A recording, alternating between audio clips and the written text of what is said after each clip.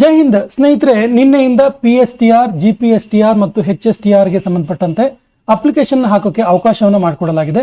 ನಿನ್ನೆ ಕೆಲವೊಬ್ರು ಹಾಕಿದಿರಿ, ಇವತ್ತು ಕೂಡ ಹಾಕಿದಿರಿ. ಆದರೆ ಅನೇಕ ಪ್ರಶ್ನೆಗಳು ನಿಮಗೆ ಎದುರಾಗಿರ್ಬೋದು. ಪ್ರತಿ ಸಾರಿ ಅಪ್ಲಿಕೇಶನ್ ಒಂದು ಅಪಾಯಿಂಟ್ಮೆಂಟ್ಗೆ ಅಪ್ಲಿಕೇಶನ್ ಹಾಕುವ ಸಂದರ್ಭದಲ್ಲಿ ಅನೇಕ ವಿಷಯಕ್ಕೆ ಸಂಬಂಧಪಟ್ಟಂತೆ ಡೌಟ್ಗಳು ಎದುರಾಗ್ತವೆ. ಕೆಲವೊಂದು ಸಾರಿ ನಾವು ಸೈಬರಲ್ಲಿ ಕೇಳಿದಾಗ ಕೂಡ ಅದಕ್ಕೆ ಕ್ಲಾರಿಫಿಕೇಶನ್ ಸಿಗೋದಿಲ್ಲ. ಇದಕ್ಕೆ ಕೇಂದ್ರೀಕೃತ ದಾಖಲಾತಿ ಘಟಕ ಶಾಲಾ ಶಿಕ್ಷಣ ಇಲಾಖೆ ಆಯುಕ್ತರ ಕಚೇರಿ ನಿಮಗೆ ಬರುವಂತಹ ಪ್ರಶ್ನೆಗಳು, ನಿಮಗೆ ಬರುವಂತಹ ಪ್ರಶ್ನೆಗಳನ್ನ ಕೇಳಿಕೊಂಡು ಉತ್ತರಗಳನ್ನು ಒದಗಿಸುವಂತ ಪ್ರಯತ್ನ ಮಾಡಿದೆ. ಸೊ ಇವತ್ತಿನ ಸೆಷನ್ ಅಲ್ಲಿ ಆನ್ಲೈನ್ ಅರ್ಜಿ ಸಲ್ಲಿಕೆ ಸಂಬಂಧಪಟ್ಟಂತಹ ಪ್ರಶ್ನೆಗಳು, caste and income certificate related ಆಗಿರುವಂತಹ ನಿಮ್ಮ ಡೌಟ್ಗಳು ಮತ್ತು 371J ಆರ್ಟಿಕಲ್ಗೆ ಸಂಬಂಧಪಟ್ಟಂತಹ ಡೌಟ್ಗಳು, ರೂರಲ್ ಸರ್ಟಿಫಿಕೇಟ್ಗೆ ಸಂಬಂಧಪಟ್ಟಂತೆ ಇರುವಂತಹ ಡೌಟ್ಗಳು, ಇನ್ನು ಎಜುಕೇಷನ್ ಕ್ವಾಲಿಫಿಕೇಷನ್ ಯಾವ್ಯಾವ ಹುದ್ದೆಗೆ ಯಾವುದೇ ಇರಬೇಕು ಅನ್ನುವಂಥ ಡೌಟ್ಗಳು, ಎಲ್ಲೆಲ್ಲಿ ಅಪ್ಲೈ ಮಾಡ್ಬೋದು ಅನ್ನುವಂತಹ ಡೌಟ್ಗಳು, ಇನ್ ಸರ್ವಿಸ್ ಅಂದರೆ ಸೇವಾ ನಿರತ ಅಭ್ಯರ್ಥಿಗಳಿಗೆ ಬರಬಹುದಾದಂಥ ಪ್ರಶ್ನೆಗಳು ಮತ್ತು ಯೋಜನಾ ನಿಶ್ಚಿತತೆಗೆ ಇರುವಂತಹ ಸಮಸ್ಯೆಗಳ ಬಗ್ಗೆ ಸಂಪೂರ್ಣ ವಿವರವನ್ನು ನೀಡ್ತಾ ಹೋಗ್ತೀವಿ. ಸೊ ಪದೇ ಪದೇ ಕೇಳಲಾಗುವ ಪ್ರಶ್ನೆಗಳು ಅಂತಲೇ ಈ ಕೇಂದ್ರೀಕೃತ ದಾಖಲಾತಿ ಘಟಕ ನಮಗೆ ಸಂಪೂರ್ಣ ಮಾಹಿತಿಯನ್ನು ಕೂಡ ಕೊಟ್ಟಿದೆ. ಸೊ ಮಾಹಿತಿಯನ್ನು ನೋಡ್ತಾ ಹೋಗೋಣ. 2026-27ನೇ ಸಾಲಿನಲ್ಲಿ ಸರ್ಕಾರಿ ಪ್ರಾಥಮಿಕ ಶಾಲೆಗಳಲ್ಲಿ ಖಾಲಿ ಇರುವ ಪ್ರಾಥಮಿಕ ಶಾಲಾ ಶಿಕ್ಷಕ ಸಾಮಾನ್ಯ 1ರಿಂದ 5, ಹಾಗೆಯೇ ದೈಹಿಕ ಶಿಕ್ಷಣ ಗ್ರೇಡ್ 2 1ರಿಂದ 8, ಇನ್ನು ಪದವೀಧರ ಪ್ರಾಥಮಿಕ ಶಿಕ್ಷಕ 6ರಿಂದ 8 GPT, ಹಾಗೆಯೇ ಗಣಕ ವಿಜ್ಞಾನ ಶಿಕ್ಷಕರು GPT ಕಂಪ್ಯೂಟರ್ 1ರಿಂದ 8 ಹುದ್ದೆಗಳನ್ನು ಭರ್ತಿ ಮಾಡುವ ಸಂಬಂಧ ರಾಜ್ಯದ ಆಯಾ ಜಿಲ್ಲಾವಾರು ಅಧಿಸೂಚನೆಯನ್ನು ಹೊರಡಿಸಲಾಗಿದೆ. ಹಾಗಾದರೆ ಇಂಥ ಸಂದರ್ಭದಲ್ಲಿ ಎದುರಾಗುವಂತಹ ಸಮಸ್ಯೆಗಳು, ಹಾಗೆಯೇ ಪ್ರೌಢಶಾಲೆಗೆ ಸಂಬಂಧಪಟ್ಟಂತೆ ಬೇರೆ ಬೇರೆ ಹುದ್ದೆಗಳು ಕನ್ನಡ ಭಾಷೆ, ಆಂಗ್ಲ ಭಾಷೆ, ಆರ್ಟ್ಸ್, ಸೈನ್ಸ್ ಮತ್ತು ದೈಹಿಕ ಶಿಕ್ಷಕರಿಗೆ ಸಂಬಂಧಪಟ್ಟಂತೆ ವಿಭಾಗವಾರು ಸ್ಪರ್ಧಾತ್ಮಕ ಪರೀಕ್ಷೆ ನಡೆಸುತ್ತೆ. ಹೈಸ್ಕೂಲ್ ಟೀಚರ್ಸ್ಗೆ HSTRಗೆ ವಿಭಾಗವಾರು ಎಕ್ಸಾಮ್ ಇರುತ್ತೆ. ಪ್ರಾಥಮಿಕ ಶಾಲೆ ಮತ್ತು GPT ಹುದ್ದೆಗಳಿಗೆ ಜಿಲ್ಲಾವಾರು ಎಕ್ಸಾಮ್ ಇರುತ್ತೆ. ನೇಮಕಾತಿ ಅಧಿಸೂಚನೆಯಲ್ಲಿ ಎಲ್ಲ ಮಾಹಿತಿಯನ್ನು ವಿವರವಾಗಿ ನೀಡಿದ್ದಾರೆ. ಬಟ್ ಕೆಲವೊಂದು ಡೌಟ್ಗಳು ಪದೇ ಪದೇ ಕೇಳಲಾಗಿರುವ ಪ್ರಶ್ನೆಗಳಿಗೆ ಕೆಳಗಂತೆ ಉತ್ತರಿಸಲಾಗಿದೆ. ನೋಡಿ, ಫಸ್ಟ್ ಕ್ವಶನ್, ಆನ್ಲೈನ್ ಅರ್ಜಿ ಸಲ್ಲಿಸಲು ಪ್ರಾರಂಭದ ಮತ್ತು ಕೊನೆಯ ದಿನಾಂಕ. ಸೊ ನಿನ್ನೆಯಿಂದ ಶುರುವಾಗಿದೆ. ಮುಂದಿನ ತಿಂಗಳು 15ರವರೆಗೆ ಅವಕಾಶ ಇರುತ್ತೆ. ಸೆಪ್ಟೆಂಬರ್ 15ನೇ ತಾರೀಕುವರೆಗೆ ನೀವು ಅಪ್ಲಿಕೇಶನ್ ಅನ್ನು ಸಲ್ಲಿಸಬಹುದು. ಅಭ್ಯರ್ಥಿ ಅರ್ಜಿಯೊಂದಿಗೆ ಯಾವ ದಾಖಲೆಗಳನ್ನ ಅಪ್ಲೋಡ್ ಮಾಡಬೇಕು? ನೋಡಿ, ಜಾತಿ ಮತ್ತು ಆದಾಯ ಪ್ರಮಾಣ ಪತ್ರ, ನಾನ್ ಕ್ರಿಮಿ ಲೇಯರ್, 371J ಇದ್ರೆ ಅದರ ಮೀಸಲಾತಿ ಪ್ರಮಾಣ ಪತ್ರ ಹೊರತುಪಡಿಸಿ ಉಳಿದಂತೆ ಸಮತಲ ರೋಸ್ಟರ್ ಮೀಸಲಾತಿಗೆ ಸಂಬಂಧಪಟ್ಟಂತೆ ಎಲ್ಲ ಪ್ರಮಾಣ ಪತ್ರಗಳನ್ನು ಅಪ್ಲೋಡ್ ಮಾಡಬೇಕು. ರೂರಲ್ ಇರ್ಬೋದು, ಕನ್ನಡ ಮೀಡಿಯಂ ಇರ್ಬೋದು, ಎಲ್ಲವನ್ನು ಕೂಡ ಸ್ಕ್ಯಾನ್ ಮಾಡಿ ಅಪ್ಲೋಡ್ ಮಾಡಬೇಕು. ಕ್ಯಾಸ್ಟ್ ಅಂಡ್ ಇನ್ಕಮ್ಗೆ ಪ್ರತಿ ಸಾರಿ ಡೌಟ್ಗಳು ಒಂದಲ್ಲ ಒಂದು ಡೌಟ್ ಇದ್ದೇ ಇರುತ್ತೆ. ನೋಡಿ, ನನ್ನ ಬಳಿ ಇರುವ ಜಾತಿ ಮತ್ತು ವ್ಯಾಸಂಗ ಆದಾಯ ಪ್ರಮಾಣ ಪತ್ರದಲ್ಲಿ ವ್ಯಾಸಂಗಕ್ಕಾಗಿ ಎಂದು ನಮೂದಿಸಲಾಗಿದೆ. ಹಾಗಾದರೆ ಈ ಸರ್ಟಿಫಿಕೇಟನ್ನು ನೇಮಕಾತಿಗೆ ಈಗ ಅಪಾಯಿಂಟ್ಮೆಂಟ್ಗೆ ಸಲ್ಲಿಸಬಹುದಾ? ಸೊ ಜಾತಿ ಮತ್ತು ಆದಾಯ ಪ್ರಮಾಣ ಪತ್ರದಲ್ಲಿ ವ್ಯಾಸಂಗಕ್ಕಾಗಿ ಎಂದು ನಮೂದಿಸಿದ್ರಲ್ಲಿ ಪರಿಗಣಿಸುವುದಿಲ್ಲ. ಹಾಗಾದ್ರೆ ಏನಿರಬೇಕು? ವ್ಯಾಸಂಗಕ್ಕಾಗಿ ಅಥವಾ ಉದ್ಯೋಗಕ್ಕಾಗಿ ಅಂತ ನಮೂದಿಸದೇ ಇರುವ ಪ್ರಮಾಣ ಪತ್ರ ಸಲ್ಲಿಸಬಹುದು, ಅಥವಾ ಉದ್ಯೋಗಕ್ಕಾಗಿ ಎಂದು ನಮೂದಿಸಿರುವ ಪ್ರಮಾಣ ಪತ್ರ ಸಲ್ಲಿಸಬಹುದು. ಹಾಗಾಗಿ ಉದ್ಯೋಗಕ್ಕಾಗಿ ಎಂದು ನಮೂದಿಸಿರುವ ಪ್ರಮಾಣ ಪತ್ರ ಇರಬೇಕಾಗತ್ತೆ. ಇನ್ನು ನೇಮಕಾತಿ ಜಾತಿ ಮತ್ತು ಆದಾಯದ ಮೀಸಲಾತಿ ಕೋರಿ ಮುಖ್ಯ ಆಯ್ಕೆ ಪಟ್ಟಿಯಲ್ಲಿ ಸಾಮಾನ್ಯ ವರ್ಗದಲ್ಲಿ GMನಲ್ಲಿ ಆಯ್ಕೆ ಆದರೆ ಸಿಂಧುತ್ವ ಸಲ್ಲಿಸಬೇಕಾ? ಅಂದರೆ ಅಪಾಯಿಂಟ್ ಆದಮೇಲೆ ಒಂದು ವೇಳೆ ನೀವು ಕೆಟಗರಿಯಲ್ಲಿ ಇದ್ದು GMನಲ್ಲಿ ಸೆಲೆಕ್ಟ್ ಆದರೆ ನೀವು ಸಿಂಧುತ್ವ ಮಾಡಿಸ್ಬೇಕಾ? ನೋಡಿ, ನೇಮಕಾತಿಗೆ ಜಾತಿ ಮತ್ತು ಆದಾಯದ ಮೀಸಲಾತಿ ಕೋರಿ ಮುಖ್ಯ ಆಯ್ಕೆ ಪಟ್ಟಿಯಲ್ಲಿ GMನಲ್ಲಿ ಆಯ್ಕೆ ಆದರೂ ಅಥವಾ ಪ್ರವರ್ಗದ ಮೀಸಲಾತಿಯಲ್ಲಿ ಆಯ್ಕೆ ಆದರೂ ಕೂಡ ಸಿಂಧುತ್ವ ಪ್ರಮಾಣ ಪತ್ರ ಕಡ್ಡಾಯವಾಗಿ ಮಾಡಲೇಬೇಕು.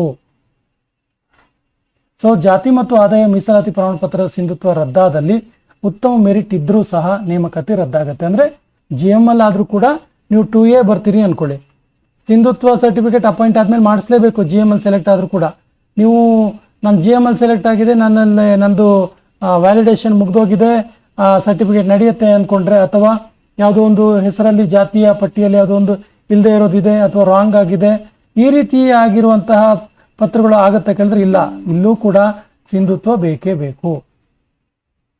ನಾನು ಪರಿಶಿಷ್ಟ ಜಾತಿಯ ಅಭ್ಯರ್ಥಿಯಾಗಿದ್ದು ನಿಗದಿತ ನಮೂನೆ D ಪ್ರವರ್ಗ A, ಪ್ರವರ್ಗ B, ಪ್ರವರ್ಗ C ಎಂದು ನಮೂದಿಸದ ಜಾತಿ ಪ್ರಮಾಣ ಪತ್ರವನ್ನು ಹೊಂದಿದ್ದು ಸದರಿ ಪ್ರಮಾಣ ಪತ್ರ ಸಲ್ಲಿಸಬಹುದಾ? ಸೊ ಪರಿಶಿಷ್ಟ ಜಾತಿಗೆ ಸೇರಿದ ಅಭ್ಯರ್ಥಿಗಳು ನಮೂನೆ D ಪ್ರವರ್ಗ A, B, C ಎಂದು ನಮೂದಿಸಿದ ಜಾತಿ ಪ್ರಮಾಣ ಪತ್ರವನ್ನು ಪಡೆದಿರುವುದು ಕಡ್ಡಾಯ. ಅದರಲ್ಲಿ ಪ್ರವರ್ಗ A ನ B ನ C ಅಂತೇಳಿ ಕಂಪಲ್ಸರಿ ಇರಬೇಕಾಗತ್ತೆ. ಅದಿಲ್ಲದೆ ಹೋದರೆ ಆ ಪ್ರಮಾಣ ಪತ್ರ ವ್ಯಾಲಿಡ್ ಅಲ್ಲ.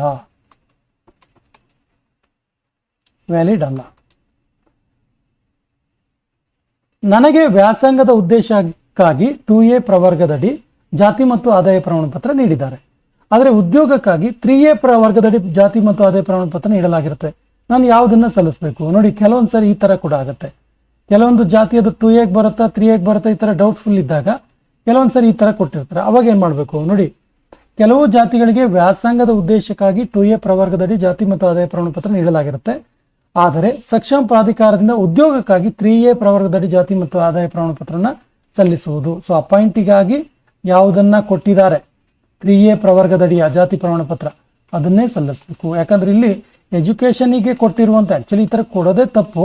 ಇನ್ನು ಎಜುಕೇಷನಿಗೆ ಕೊಟ್ಟಿರುವಂತಹ ಕ್ಯಾಸ್ಟ್ ಆ್ಯಂಡ್ ಇನ್ಕಮ್ ಸರ್ಟಿಫಿಕೇಟ್ ಇಲ್ಲಿ ವ್ಯಾಲಿಡ್ ಅಲ್ಲ, ಯಾಕಂದ್ರೆ ಉದ್ಯೋಗಕ್ಕಾಗಿ ಅಂತ ಇರಲೇಬೇಕಾಗತ್ತೆ. ಹಾಗಾಗಿ ಇದಿಷ್ಟು ಕ್ಯಾಸ್ಟ್ ಆ್ಯಂಡ್ ಇನ್ಕಮ್ ಸರ್ಟಿಫಿಕೇಟ್ ಸಂಬಂಧಪಟ್ಟದಾದರೆ, ಇನ್ನು 371J ಮೀಸಲಾತಿಗೆ ಸಂಬಂಧಪಟ್ಟಂತೆ ನಾನು ಕಲ್ಯಾಣ ಕರ್ನಾಟಕದ ವ್ಯಾಪ್ತಿಯ ನಿವಾಸಿಯಾಗಿದ್ದು ಸಕ್ಷಮ ಪ್ರಾಧಿಕಾರವು ನೀಡಿರುವ 371J ಪ್ರಮಾಣ ಪತ್ರವನ್ನು ಹೊಂದಿದ್ದು, ಆದರೆ RD ನಂಬರ್ ಇರಲ್ಲ. ಇದು ವ್ಯಾಲಿಡಾ ಅಂತ ಕೇಳಿದ್ರೆ RD ನಂಬರ್ ಹೊಂದಿರುವುದು ಕಡ್ಡಾಯವಾಗಿರುತ್ತೆ. RD ನಂಬರ್ ಇರಲೇಬೇಕು. ಹೈದರಾಬಾದ್ ಕರ್ನಾಟಕ ಸರ್ಟಿಫಿಕೇಟ್ ಇದೆ, ಆದರೆ ನಾನು ವಿವಾಹವಾಗಿ non-HK ಜಿಲ್ಲೆಯಲ್ಲಿ ನಿವಾಸಿಯಾಗಿರ್ತೀನಿ, ಹೆಣ್ಮಕ್ಳು. ನಾನು 371J ಮೀಸಲಾತಿ ಅಡಿ ಅರ್ಜಿ ಸಲ್ಲಿಸಬಹುದೇ?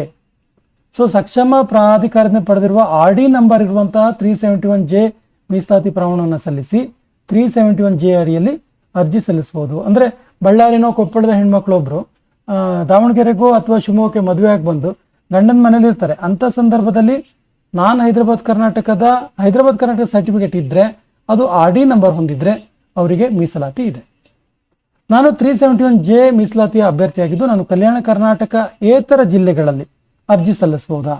ಅಂದರೆ ಕಲ್ಯಾಣ ಕರ್ನಾಟಕದ ಅಭ್ಯರ್ಥಿಗಳು ಬೇರೆ ಜಿಲ್ಲೆಗಳಲ್ಲಿ, ಮೈಸೂರು ವಿಭಾಗದ ಜಿಲ್ಲೆಗಳಲ್ಲಿ ಅಥವಾ ಬೆಂಗಳೂರು ವಿಭಾಗದ ಜಿಲ್ಲೆಗಳಲ್ಲಿ ಸಲ್ಲಿಸಬಹುದು ಅರ್ಜಿ ಕೇಳಿದ್ರೆ ಅಫ್ಕೋರ್ಸ್ ಸಲ್ಲಿಸಬಹುದು.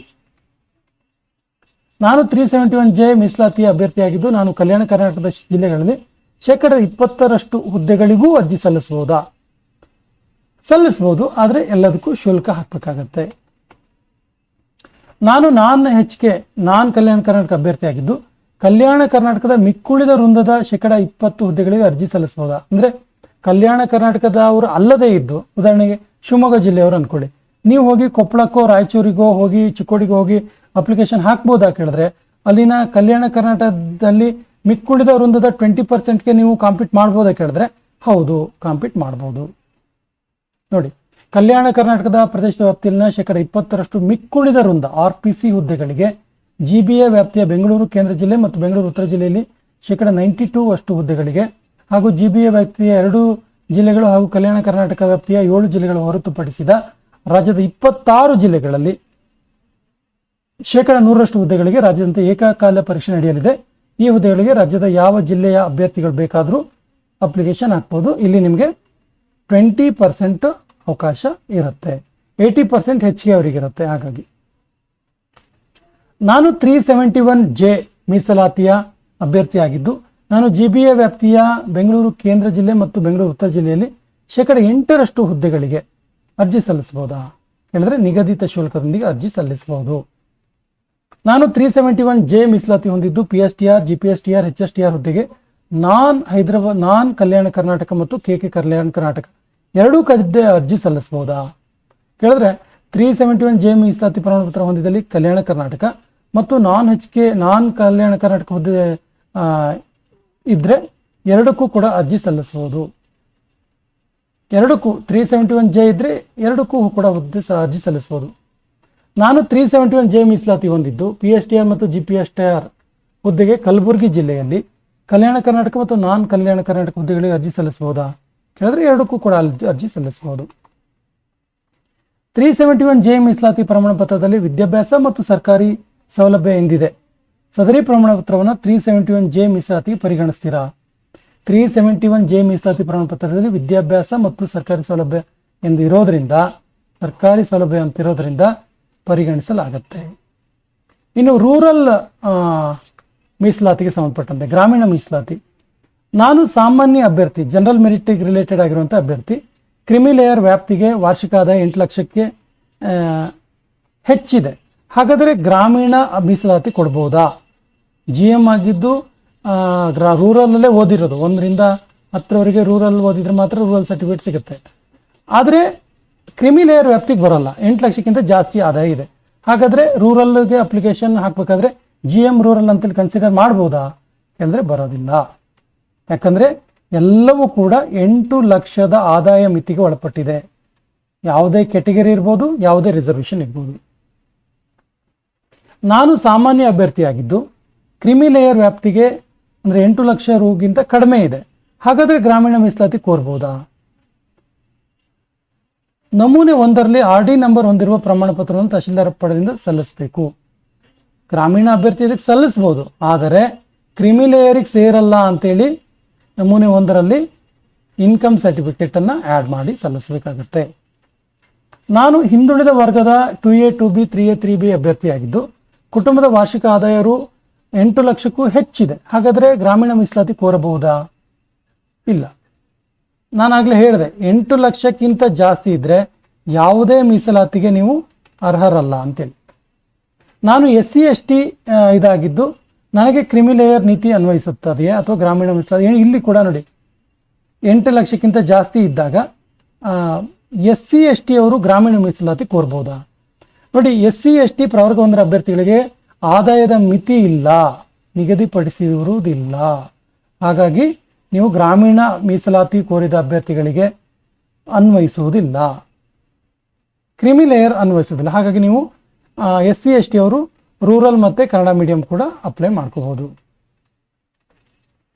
ನಾನು ಸಾಮಾನ್ಯ ವರ್ಗದ ಜನರಲ್ ಮೆರಿಟ್ ಅಭ್ಯರ್ಥಿಯಾಗಿದ್ದು ವಾರ್ಷಿಕ 8 ಲಕ್ಷಕ್ಕೂ ಹೆಚ್ಚು ಆದಾಯ ಇರುತ್ತೆ, ಕೆನೆ ಪದರ ಮಿತಿಗೆ ಒಳಪಡುತ್ತೀನಿ. ಗ್ರಾಮೀಣ ಮೀಸಲಾತಿ ಹೊರಪಡಿಸಿದಂತೆ ಉಳಿದಂತೆ ಸಮತಲ ಮೀಸಲಾತಿಯಾದಂಥ ಬೇರೆ ಬೇರೆ ಮಾಜಿ ಸೈನಿಕ, ಕನ್ನಡ ಮೀಡಿಯಂ, ಅಂಗವೈಕಲ್ಯ, ಯೋಜನೆ ನಿರಾಶ್ರಿತ, ತೃತೀಯ ಲಿಂಗಿ ಮೀಸಲಾತಿ ಕೋರಬಹುದೇ? ನೋಡಿ, ವಾರ್ಷಿಕ 8 ಲಕ್ಷಕ್ಕೂ ಹೆಚ್ಚು ಆದಾಯ ಹೊಂದಿ ಕೆನೆ ಪದರ ಮಿತಿಗೆ ಒಳಪಡುವ ಸಾಮಾನ್ಯ ಅಭ್ಯರ್ಥಿ, ಜನರಲ್ ಮೆರಿಟ್ ಅಭ್ಯರ್ಥಿ, ಗ್ರಾಮೀಣ ಮೀಸಲಾತಿ ಹೊರತುಪಡಿಸಿ ಉಳಿದಂತೆ ನೋಡಿ, ಮಾಜಿ ಸೈನಿಕ, ಕನ್ನಡ ಮೀಡಿಯಮ್ಮು, ಅಂಗವೈಕಲ್ಯ, ಯೋಜನಾ ನಿರಾಶ್ರಿತ, ತೃತೀಯ ಲಿಂಗಿ ಮೀಸಲಾತಿಯನ್ನು ಕೋರ್ಬೋದು. ನೋಡಿ, ಇಲ್ಲಿ ನೋಡಿ, ನಾನು ಆಗಲೇ ಹೇಳಿದ್ಕಿಂತ ಸ್ವಲ್ಪ ಬದಲಾವಣೆ ಇದೆ ನೋಡಿ ಸ್ನೇಹಿತರೆ. ಏನು ಕೇಳಿದ್ರೆ, ಗ್ರಾಮೀಣ ಅಭ್ಯರ್ಥಿಗೆ ಮಾತ್ರ ಏನಿದೆ, ಗ್ರಾಮೀಣ ಅಭ್ಯರ್ಥಿಗೆ ಮಾತ್ರ 8 ಲಕ್ಷ ರೂಪಾಯಿಗಳ ಆದಾಯ ಮಿತಿ ಇದೆ. ಉಳಿದವಕ್ಕೆ ಆದಾಯ ಮಿತಿ ಇಲ್ಲ. ಉಳಿದವಕ್ಕೆಲ್ಲ ನೋಡಿ, ನೀವು ಮಾಜಿ ಸೈನಿಕ ಆಗಿದ್ದರೆ, ಕನ್ನಡ ಮೀಡಿಯಮಲ್ಲಿ ಓದಿದರೆ, ಫಿಸಿಕಲ್ ಚಾಲೆಂಜರ್ ಆಗಿದ್ದರೆ, ಯೋಜನಾ ನಿರಾಶ್ರಿತ ಆಗಿದ್ದೆ, ಟ್ರಾನ್ಸ್ಜೆಂಡರ್ ಆಗಿದ್ದರೆ, ನೀವು ಕೂಡ ಆದಾಯ ಮಿತಿಯನ್ನು ಮೀರಿದರೂ ಕೂಡ ನೀವೇನು ಮಾಡ್ಬೋದು, ಅದಕ್ಕೆ ನೀವು ಮೀಸಲಾತಿ ಕೋರ್ಬೋದು. ನಾನು 2A ಪ್ರವರ್ಗಕ್ಕೆ ಸೇರಿದ್ದು 1ನೇ ತರಗತಿಯಿಂದ 10ನೇ ತರಗತಿವರೆಗೆ ಗ್ರಾಮೀಣ ಪ್ರದೇಶದಲ್ಲಿ ವ್ಯಾಸಂಗ ಮಾಡಿದ್ದೇನೆ. ನನ್ನ ತಂದೆಯವರು ಸರ್ಕಾರಿ ನೌಕರಲ್ಲಿದ್ದು ವಾರ್ಷಿಕ ಆದಾಯ 8 ಲಕ್ಷಕ್ಕಿಂತ ಜಾಸ್ತಿ ಇದೆ, ಜಿ ಎಮ್ ಬರುತ್ತೆ. ಹಾಗಾಗಿ ನನಗೆ ಮೀಸಲಾತಿ ಅನ್ವಯಿಸೋದಿಲ್ವಾ ಅಂತ ಕೇಳಿದ್ರೆ, ಕೆನೆ ಪದರ ನೀತಿ ಅನ್ವಯಿಸೋದ್ರಿಂದ 8 ಲಕ್ಷಕ್ಕೂ ಹೆಚ್ಚಿದ್ದಲ್ಲಿ ರೂರಲ್ ಮೀಸಲಾತಿಯನ್ನು ಕೋರಲು ಅವಕಾಶವಿರೋದಿಲ್ಲ. ಇನ್ನು ಎಜುಕೇಷನ್ ಕ್ವಾಲಿಫಿಕೇಷನ್ಗೆ ಸಂಬಂಧಪಟ್ಟಂತೆ ತುಂಬ ಸ್ಪಷ್ಟವಾಗಿ ಮಾಹಿತಿಯನ್ನು ಕೊಟ್ಟಿದ್ದಾರೆ ನೋಡಿ. ನಾನು GPT ಹುದ್ದೆಯ ಆಕಾಂಕ್ಷಿಯಾಗಿದ್ದು ಪದವಿಯಲ್ಲಿ ಸರಾಸರಿ ಅಂಕಗಳನ್ನು ಗಳಿಸಿರಬೇಕೆ ಅಥವಾ ಹುದ್ದೆಯ ವಿಷಯಕ್ಕೆ ನಿಗದಿಪಡಿಸಿದ ಸಮೂಹಗಳ ವಿಷಯದಲ್ಲಿ 50% ಗಳಿಸಿರಬೇಕು ಅಂತ ಕೇಳಿದ್ರೆ, ಪದವಿಯಲ್ಲಿ ಒಟ್ಟಾರೆಯಾಗಿ 50% ಇದ್ರೆ ಸಾಕು. ಅಲ್ಲಿ ಲ್ಯಾಂಗ್ವೇಜು ಎಲ್ಲ ಸೇರಿಕೊಂಡು ಟೋಟಲ್ 3 ವರ್ಷದ ಡಿಗ್ರಿಯನ್ನು ನೀವು ಎಲ್ಲ ಸಬ್ಜೆಕ್ಟನ್ನು ಸೇರಿಕೊಂಡು 50% ಪಾಸ್ ಆದರೆ ಸಾಕು, ಜಾಸ್ತಿ ಇದ್ದರೆ ಸಾಕು. ನಾನು PhD ಪದವೀಧರ, PhD GPT ಮತ್ತು ಹೈಸ್ಕೂಲ್ ಈ 3 ವೃಂದಗಳಿಗೆ ವಿದ್ಯಾರ್ಹತೆಯನ್ನು ಹೊಂದಿದ್ದೀನಿ. ನಾನು ಎಲ್ಲ 3 ವೃಂದಗಳಿಗೆ ಒಂದೇ ಜಿಲ್ಲೆಯಲ್ಲಿ ಅರ್ಜಿ ಸಲ್ಲಿಸಬಹುದಾ? ಸೊ ನೋಡಿ, PhD GPT ಮತ್ತು ಹೈಸ್ಕೂಲ್ ಈ 3 ವೃಂದಗಳಿಗೆ ವಿದ್ಯಾರ್ಹತೆಯನ್ನು ಹೊಂದಿರುವ ಅಭ್ಯರ್ಥಿಗಳು ತಾನು ಇಚ್ಛೆಯಂತೆ ಬೇರೆ ಬೇರೆ ವೃಂದಕ್ಕೆ ಬೇರೆ ಬೇರೆ ಜಿಲ್ಲೆಯಲ್ಲಿ ಅರ್ಜಿ ಸಲ್ಲಿಸಬಹುದು. ಆದರೆ ಒಂದು ವೃಂದಕ್ಕೆ ಒಂದು ಜಿಲ್ಲೆ ಮಾತ್ರ ಆಯ್ಕೆ ಮಾಡ್ಕೊಳ್ಬೇಕಾಗತ್ತೆ. ಅಂದರೆ ನೀವು PhD ಬರೆಯೋದಾದರೆ ಯಾವುದೋ ಒಂದು ಪರ್ಟಿಕ್ಯುಲರ್ ಜಿಲ್ಲೆಯಲ್ಲಿ, ಉದಾಹರಣೆ ಶಿವಮೊಗ್ಗ, GPT ಬರಿಬೇಕಾದ್ರೆ ಬೇರೆ ಡಿಸ್ಟಿಕಲ್ಲಿ ಬರಿಬೇಕಾಗತ್ತೆ, ಅಪ್ಲಿಕೇಶನ್ ಹಾಕಬೇಕಾಗತ್ತೆ. GPT ಕನ್ನಡ ಭಾಷಾ ವಿಷಯದ ಹುದ್ದೆಗೆ ಪದವಿಯಲ್ಲಿ ಕನ್ನಡ ಭಾಷೆಯನ್ನು ಐಚ್ಛಿಕವಾಗಿ 3 ವರ್ಷಗಳು ಅಧ್ಯಯನ ಮಾಡಿರಬೇಕೆ ಅಥವಾ ಪದವಿಯಲ್ಲಿ ಲ್ಯಾಂಗ್ವೇಜ್ ಇದ್ರೆ ಸಾಕಾ? ನೋಡಿ, ಕನ್ನಡ ಮೇಜರ್ ಇರ್ಬೇಕಾ, ಲ್ಯಾಂಗ್ವೇಜ್ ಇದ್ರೆ ಸಾಕಾ ಅಂತ ನೋಡಿ. GPT ಕನ್ನಡ ಭಾಷೆ ವಿಷಯದ ಹುದ್ದೆಗೆ ಅರ್ಜಿ ಸಲ್ಲಿಸಲು ಬಯಸುವ ಅಭ್ಯರ್ಥಿಗಳು ಪದವಿಯಲ್ಲಿ ಕನ್ನಡ ಭಾಷೆಯನ್ನು ಐಚ್ಛಿಕವಾಗಿ 3 ವರ್ಷ ಅಧ್ಯಯನ ಮಾಡಿರುವುದು ಕಡ್ಡಾಯ. ಅಂದರೆ ಇಲ್ಲಿ ನೀವು ಕನ್ನಡವನ್ನು ಮೇಜರ್ ಸಬ್ಜೆಕ್ಟ್ ಆಗಿ ಅಭ್ಯಾಸ ಮಾಡಿರಬೇಕು. ಬರೀ ಲ್ಯಾಂಗ್ವೇಜ್ ಇದ್ರೆ ಸಾಕಾಗಲ್ಲ, ನೆನಪಿರಲಿ. ನಾನು ಪದವಿಯನ್ನು ಕನ್ನಡ ಮಾಧ್ಯಮದಲ್ಲಿ ಅಧ್ಯಯನ ಮಾಡಿದ್ದು. ಪ್ರೌಢಶಾಲಾ ಶಿಕ್ಷಕರ ನೇಮಕಾತಿಯ ವಿಷಯಕ್ಕೆ ಅಂದರೆ ಕಲಾ ಕನ್ನಡ ಆಂಗ್ಲ ಮಾಧ್ಯಮ ಮತ್ತು ಆಂಗ್ಲ ಮಾಧ್ಯಮ ಜೀವ ವಿಜ್ಞಾನ ಹುದ್ದೆಗೆ ಅರ್ಜಿ ಸಲ್ಲಿಸಬಹುದಾ ಅಂತ ಕೇಳಿದ್ರೆ, ಇಂಗ್ಲೀಷ್ ಭಾಷೆಯನ್ನು ಪದವಿಯಲ್ಲಿ ಒಂದು ಭಾಷೆಯನ್ನಾಗಿ ಅಧ್ಯಯನ ಮಾಡಿರಬೇಕು, ಅಥವಾ SLCಯಲ್ಲಿ ಆಂಗ್ಲ ಭಾಷೆಯನ್ನು ಪ್ರಥಮ ಅಥವಾ ದ್ವಿತೀಯ ಭಾಷೆಯನ್ನಾಗಿ ಅಭ್ಯಾಸ ಮಾಡಿದ್ರೆ ಸಾಕು. SLC ಅಥವಾ ಪದವಿಯನ್ನು ಇಂಗ್ಲೀಷ್ ಮಾಧ್ಯಮದಲ್ಲಿ ಅಧ್ಯಯನ ಮಾಡಿರಬೇಕು. ನೋಡಿ, ಇಲ್ಲಿ SLC ಅಥವಾ ಡಿಗ್ರಿ. ಮೊದಲೆಲ್ಲ ಏನಿತ್ತು ಕೇಳಿದ್ರೆ, ಡಿಗ್ರಿಯಲ್ಲಿ ಇಂಗ್ಲೀಷ್ ಮೀಡಿಯಮಲ್ಲಿ ಓದೋರು ಮಾತ್ರ ಇಂಗ್ಲೀಷ್ ಮಾಧ್ಯಮದ ಹುದ್ದೆಗಳಿಗೆ ಅರ್ಜಿ ಸಲ್ಲಿಸಬೇಕಿತ್ತು. ಬಟ್ ಈಗ ಹಾಗಿಲ್ಲ. SLCಯಲ್ಲಿ ಸೆಕೆಂಡ್ ಲ್ಯಾಂಗ್ವೇಜ್ ಇಂಗ್ಲೀಷ್ ಇದ್ರೂ ಸಾಕು. ಆದರೆ ನಿಮ್ಮದು ಇದು ಅದಿರಬೇಕು ಅಂತೇಳಿ, ಯಾವುದು ನಿಮ್ಮದು ಕಾಂಬಿನೇಷನ್ನು B.Ed ಅಲ್ಲಿ ಅದಿರಬೇಕು ಅಂತ. ಏನು ಕಲಾ ಕನ್ನಡ ಮತ್ತು ಆಂಗ್ಲ ಮಾಧ್ಯಮ ಜೀವವಿಜ್ಞಾನ ಇರಬೇಕಾಗುತ್ತೆ. ಪ್ರಾಥಮಿಕ ಶಾಲಾ PET ಗ್ರೇಡ್ 2 1ರಿಂದ 8ನೇ ಕ್ಲಾಸು ವೃಂದದ ಹುದ್ದೆಗೆ ಮತ್ತು ಪ್ರೌಢಶಾಲಾ ಸಹ ಶಿಕ್ಷಕರ ಹುದ್ದೆಗೆ PET ಗ್ರೇಡ್ 2 PET ಗ್ರೇಡ್ 1 ಹುದ್ದೆಗೆ ಅರ್ಜಿ ಸಲ್ಲಿಸಲು TET ಮತ್ತು CET ಬೇಕಾ? ನೋಡಿ, ಪ್ರೌಢಶಾಲಾ ಶಿಕ್ಷಕರ ಹುದ್ದೆಗೆ ಮತ್ತು ಹೈಸ್ಕೂಲ್ PE ಟೀಚರ್ ಹುದ್ದೆಗೆ TET CET ಅವಶ್ಯಕತೆ ಇಲ್ಲ. ನೆನ್ಪು ಮಾಡ್ಕೊ. ಇನ್ನೊಂದ್ಸರಿ ನೋಡಿ, ಹೈಸ್ಕೂಲ್ HSTR ಯಾವುದೇ ಹುದ್ದೆಗೆ ಯಾವುದೇ ಸಬ್ಜೆಕ್ಟ್ ಮತ್ತು PET ಗ್ರೇಡ್ 1 ಅಂದರೆ ಹೈಸ್ಕೂಲ್ ಪ್ರೌಢಶಾಲಾ ದೈಹಿಕ ಶಿಕ್ಷಕರ ಹುದ್ದೆಗೆ ಅಪ್ಲಿಕೇಶನ್ ಹಾಕೋದಕ್ಕೆ, ನಿಮಗೆ ನೇಮಕಾತಿ ಹೊಂದೋದಕ್ಕೆ TET ಅಥವಾ CET ಬೇಡ. ಪ್ರಾಥಮಿಕ ಶಾಲಾ ಶಿಕ್ಷಕರ 1ರಿಂದ 5ನೇ ತರಗತಿ ವೃಂದದ ಹುದ್ದೆಗೆ TET CET ಅಗತ್ಯವಾ? Yes, of course. ನೋಡಿ, TET CET ಕಡ್ಡಾಯವಾಗಿ ಪಡೆದಿರಬೇಕು. ಅಂದರೆ SC ST category 1 PH 55%, GM 2A 2B ಇವರು 60% ಅಂಕವನ್ನು ಪಡೆದು ಪಾಸ್ ಆಗಿರಬೇಕು. TET ಅಂಕ ಕೂಡ ಇಲ್ಲಿ ಕನ್ಸಿಡರ್ ಮಾಡ್ತಾರೆ, 2% ಏನೋ ಇದೆ. ಪದವೀಧರ ಪ್ರಾಥಮಿಕ ಶಾಲಾ 9ನೇ ಶಿಕ್ಷಕ 9ರಿಂದ 6ರಿಂದ 8ನೇ ತರಗತಿ ವೃದ್ಧ ಹುದ್ದೆಗೆ PET ಗ್ರೇಡ್ 2 PET ಗ್ರೇಡ್ 1 ಹುದ್ದೆಗೆ ಅರ್ಜಿ ಸಲ್ಲಿಸಲು TET CET ಅಗತ್ಯನಾ? ನೋಡಿ, TET CET ಪತ್ರಿಕೆ 2 ಕಡ್ಡಾಯವಾಗಿ ಪಡೆದಿರಬೇಕು. ಅಲ್ಲಿಗೆ 6ರಿಂದ 8ಕ್ಕೆ, ಹೈಸ್ಕೂಲಿಗೆ ಮಾತ್ರ ಬೇಡ ಅಂತ. ಇನ್ನು ಇನ್ ಸರ್ವಿಸ್ ಅಭ್ಯರ್ಥಿಗಳಿಗೆ ನೋಡಿ, ನಾನು ಸೇವಾ ನಿರತ ಅಭ್ಯರ್ಥಿಯಾಗಿದ್ದು NOC ಪಡಿಬೇಕಾ? ನಾನ್ ಅಬ್ಜೆಕ್ಷನ್ ಸರ್ಟಿಫಿಕೇಟ್, ನಿರಾಕ್ಷೇಪಣ ಪ್ರಮಾಣ ಪತ್ರ ಅಂತ ಕರಿತೀವಿ. ಪಡಿಬೇಕು ಕೇಳಿದ್ರೆ ಎಸ್, ಆಫ್ ಕೋರ್ಸ್. ಸಕ್ಷಮ ಪ್ರಾಧಿಕಾರದಿಂದ ಪಡೆದು ಸಲ್ಲಿಸುವುದು ಕಡ್ಡಾಯ. ಪರಿಶೀಲನಾ ವೇಳೆಯಲ್ಲಿದ್ದರೆ ಸಾಕು. ನಾನು ಶಾಲಾ ಶಿಕ್ಷಣ ಇಲಾಖೆಯಲ್ಲಿ GPT ಆಗಿ ಕೆಲಸ ಮಾಡ್ತಾ ಇದ್ದೀನಿ. 2026ನೇ ಸಾಲಿನಲ್ಲಿ ಮತ್ತೊಮ್ಮೆ GPTಗೆ ಅರ್ಜಿ ಹಾಕೋಕ್ಕೆ ಅವಕಾಶ ಇದೆಯಾ?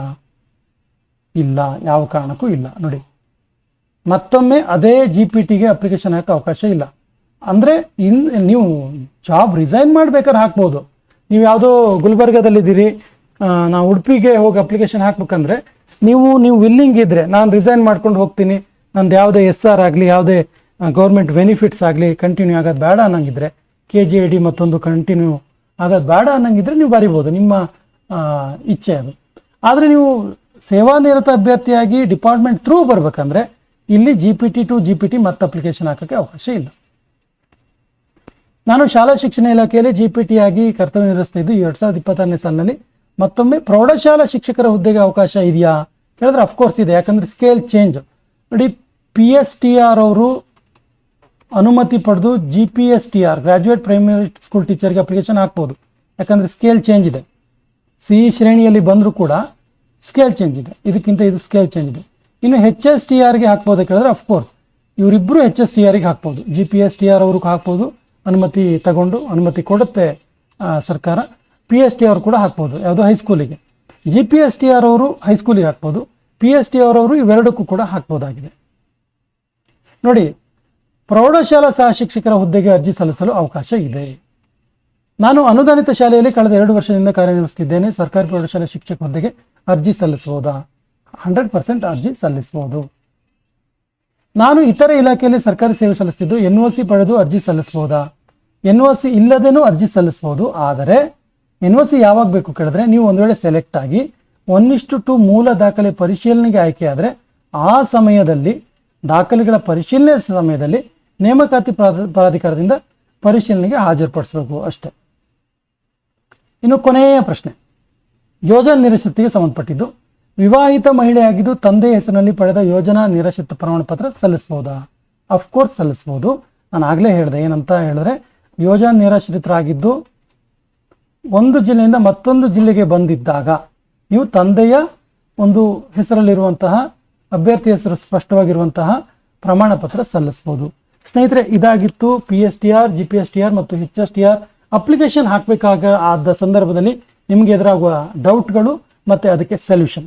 ಸ್ನೇಹಿತರೆ, ಕಂಟೆಂಟ್ ಇಷ್ಟ ಆದರೆ ಲೈಕ್ ಮಾಡಿ. ನಮ್ಮ ಹಿಂದಿನ ವಿಡಿಯೋಗಳ ಲಿಂಕನ್ನು ಡಿಸ್ಕ್ರಿಪ್ಷನ್ ಬಾಕ್ಸಲ್ಲಿ ಹಾಕಿರ್ತೀವಿ. ನಮ್ಮ ಹಿಂದಿನ ವಿಡಿಯೋಗಳನ್ನು ನೋಡಿ ಮತ್ತು ನಮ್ಮ ಚಾನಲ್ ಫಸ್ಟ್ ಟೈಮ್ ನೋಡ್ತಾ ಇದ್ರೆ ಸಬ್ಸ್ಕ್ರೈಬ್ ಮಾಡೋಕ್ಕೆ ಮರಿಬೇಡಿ ಅಂತ ಹೇಳ್ತಾ ಇವತ್ತಿನ ಸೆಷನ್ ಕಂಪ್ಲೀಟ್ ಮಾಡ್ತಾ ಇದ್ದೀವಿ. ಜೈ ಹಿಂದ್.